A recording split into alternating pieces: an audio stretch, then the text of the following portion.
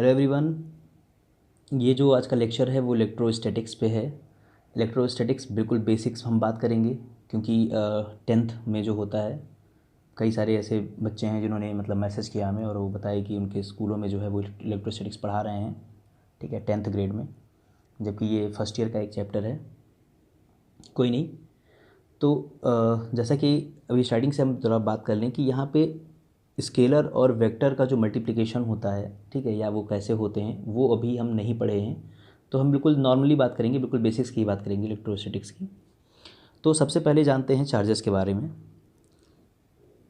तो हम चार्जेस के बारे में ऑलरेडी बात कर चुके हैं। हमने कहा कि इलेक्ट्रोस्टैटिक्स का मतलब यही होता है कि जब भी हम किसी भी चार्जेस की स्टडी कर रहे होते हैं, जबकि वो किसी भी ऐसे पोजीशन पे हैं कि वो मूव नहीं कर रहे हैं, मतलब स्टैटिक पोजीशन पे हैं, वो रेस्ट पोजीशन पे हैं। तो सबसे पहली बात है कि चार्ज जो होती है वो एक प्रॉपर्टी होती है।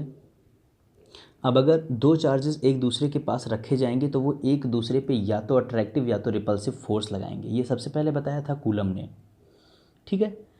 अब देखिए, अगर मान लीजिए जो चार्जेस रहेंगे अगर वो लाइक रहेंगे तो वो एक दूसरे को क्या करेंगे, रिपेल करेंगे।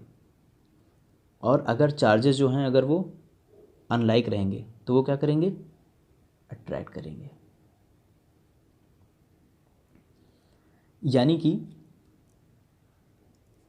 अगर हम इलेक्ट्रॉन इलेक्ट्रॉन की बात करते हैं तो ये एक दूसरे को रिपेल करेंगे, लेकिन अगर हम वहीं पे प्रोटॉन इलेक्ट्रॉन की बात करते हैं तो ये एक दूसरे को अट्रैक्ट करेंगे, ठीक है। तो ये तो बात हो गई नेचर की। अब किस मैग्नीट्यूड से करेंगे ये भी कूलम ने बताया था। उन्होंने कहा कि जो फोर्स होता है is directly proportional to the multiplication of the charges, ठीक है, जहाँ पे Q1 और Q2 क्या हैं, दो चार्जेस हैं। तो उन्होंने कहा कि Q1 और Q2 जो हैं वो दो चार्जेस हैं, इनके मल्टीप्लिकेशन के डायरेक्टली प्रोपोर्शनल होगा फोर्स का मैग्नीट्यूड और इनके बीच के डिस्टेंस। यानी अगर हमने कहा Q1 और Q2 दो चार्जेस हैं तो इनकी बीच की डिस्टेंस अगर R हो गई तो इनके बीच के डिस्टेंस के स्क्वायर के इन्वर्सली प्रोपोर्शनल होगा फोर्स। ये बिल्कुल ग्रेविटेशन लॉ जैसा है, यूनिवर्सल लॉ ऑफ ग्रेविटेशन जैसा ही है। वहाँ पे हम मास लेते थे, यहाँ पे हम चार्जेस लेते हैं, ठीक है। अब होगा क्या, बेसिकली अगर हम प्रोपोर्शनलिटी हटाते हैं तो यहाँ पे एक कांस्टेंट जुड़ता है, F इज इक्वल्स टू के Q1 Q2 by R square. इस के की जो वैल्यू होती है ये होती है 9 into 10⁹ Q1 Q2 by R square. अब charges Q1 Q2 by R square, F जो भी वैल्यू होगी आप चार्ज की पुट करेंगे। यहाँ पे ध्यान देने वाली बात ये होती है कि बहुत लोग नंबर ऑफ़ इलेक्ट्रॉन को चार्ज समझ बैठते हैं, ऐसा गलती मत कीजिए, ठीक है। नंबर ऑफ़ इलेक्ट्रॉन अलग होता है और उन पे अमाउंट ऑफ चार्ज जो होता है वो अलग होता है। यानी अगर हमने कहा अगर दो इलेक्ट्रॉन की हम बात कर रहे हैं तो इसका मतलब हुआ कि दो इलेक्ट्रॉन पे कितना चार्ज हो जाएगा, 2 इंटू एक इलेक्ट्रॉन पे charge, that is 1.6 into 10⁻⁻⁹ coulomb. अब ये जो चार्ज रहेगा ये नेगेटिव में रहेगा, ठीक है। मान लीजिए अगर हम यहाँ पे नेगेटिव नहीं लगाएं तो आप समझिए कि यहाँ पे नेगेटिव लगा हुआ है, यानी जो टोटल चार्ज आएगा उस बॉडी पे वो नेगेटिव में आएगा, ठीक है। तो it will be 3.2 into 10⁻⁻⁹ coulomb negative, ठीक है। तो इस तरीके से होता है। अब हमने कहा कि इस के की यूनिट क्या हो जाएगी, इस कांस्टेंट की यूनिट क्या हो जाएगी। तो कांस्टेंट की यूनिट निकालते हैं तो हम क्या करेंगे, देखिए यहाँ पे फोर्स इस आर स्क्वायर को इधर भेज देंगे, are square upon Q1 into Q2, ठीक है। अब ये देखिए फोर्स की यूनिट क्या होती है, न्यूटन, आर क्या है, डिस्टेंस है, ठीक है। तो ये मीटर स्क्वायर हो जाएगा, मीटर का स्क्वायर है। Q1 Q2 मतलब दोनों चार्जेस हैं, यानी charges coulomb coulomb, that is coulomb square. तो क्यू की जो यूनिट हो जाती है newton metre square upon coulomb square. इसको हम इलेक्ट्रोस्टैटिक फोर्स या कूलम फोर्स भी बोलते हैं। अब अगर मान लीजिए कि कोई फोर्स आपका नेगेटिव में आ रहा है तो इसका क्या मतलब है, सिंपल सी बात है कि जब भी हम फोर्स लेते हैं तो होता है के Q1 Q2 upon R square. मान लीजिए कुछ देर के लिए कि आपका जो Q1 है वो एक प्रोटॉन है और जो Q2 है वो आपका एक इलेक्ट्रॉन है।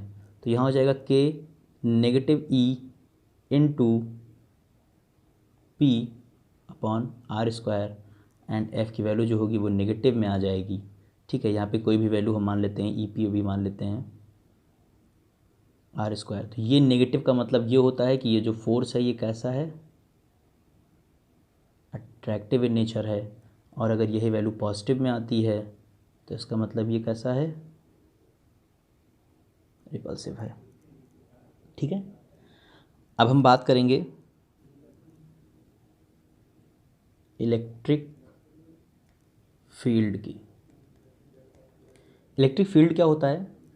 देखिए, इलेक्ट्रिक फील्ड बेसिकली, मान लीजिए कोई एक चार्ज यहाँ रखा हुआ है, ठीक है, कोई एक चार्ज जो है वो यहाँ पे रखा होगा। अब हमने कहा कि ये जो चार्ज है, ये चार्ज किसी अनदर चार्ज पे कितना फोर्स लगा रहा है।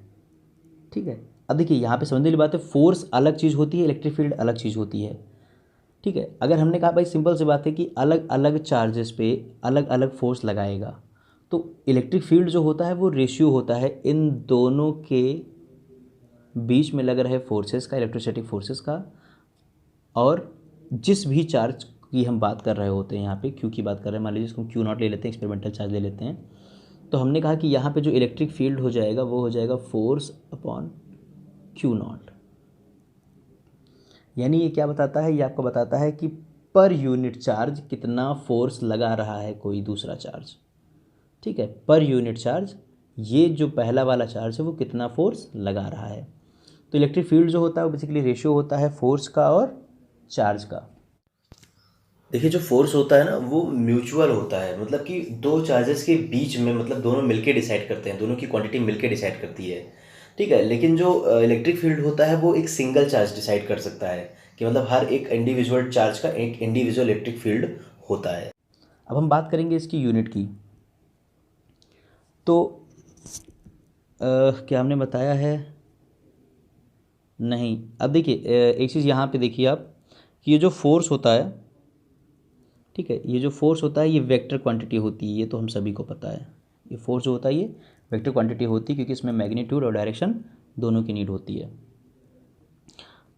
जब हम यहाँ पे बात करेंगे E is equals to F upon Q naught, तो एफ जो है वो क्या हो जाएगा, न्यूटन में हो जाएगा, और क्यू नॉट क्या हो जाएगा आपका, कूलम में हो जाएगा। तो इसकी यूनिट क्या आ गई, न्यूटन पर कूलम आ जाती है। अब देखिए ये जो होता है ये कैसा होता है, ये आपका वेक्टर क्वांटिटी होती है, जो फोर्स होती है। ठीक है, फोर्स होता है वो वेक्टर होता है, और जो सी चार्जेस जो होते हैं वो स्केलर। तो इसका मतलब कि ई क्या हो जाएगा, सिंपल सी बात है, वेक्टर हो जाएगा। ई जो होता है वो भी वेक्टर होता है। इसकी एक और यूनिट भी होती है, जो कि अभी जब हम इलेक्ट्रिक पोटेंशियल पढ़ लेंगे तो दोबारा से हम निकालेंगे। यहाँ पे भी हम थोड़ी सी जगह छोड़ दे रहे हैं।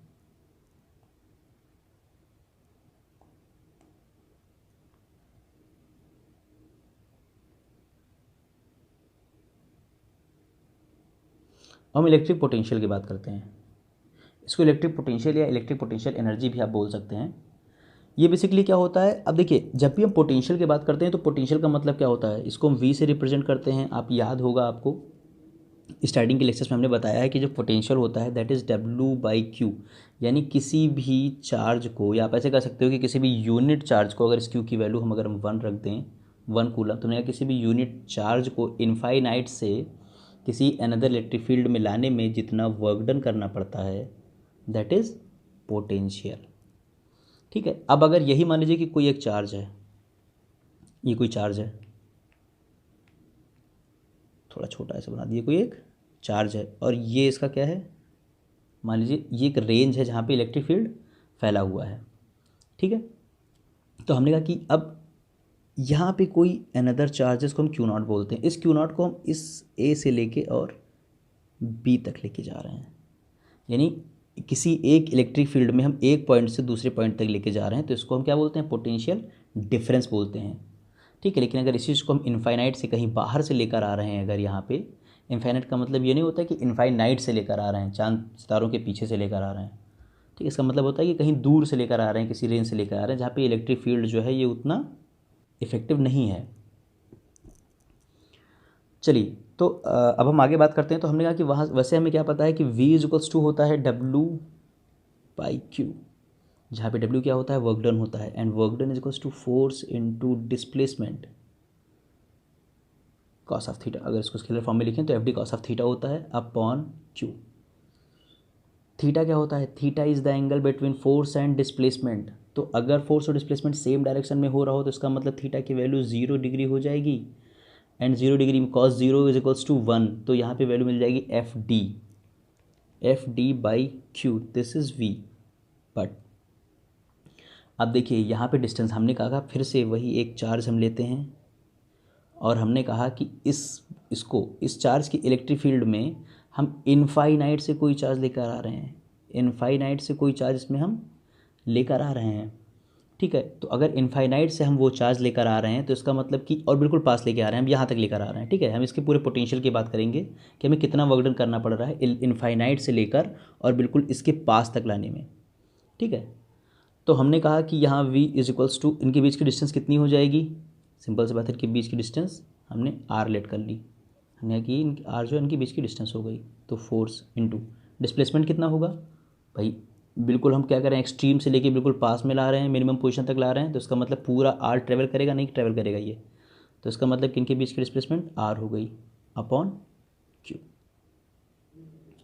तो यहाँ से हमें मिलता है v is equals to force का वो वाला फार्मूला रख दोगे 1 अपॉन सॉरी k की वैल्यू हमने नहीं बताई आप लोगों को, k q1 q2 by R square into R upon q, जहाँ पे ये जो q है यहाँ पे q1 q2 हमने लिख दिया है, इसको आप q और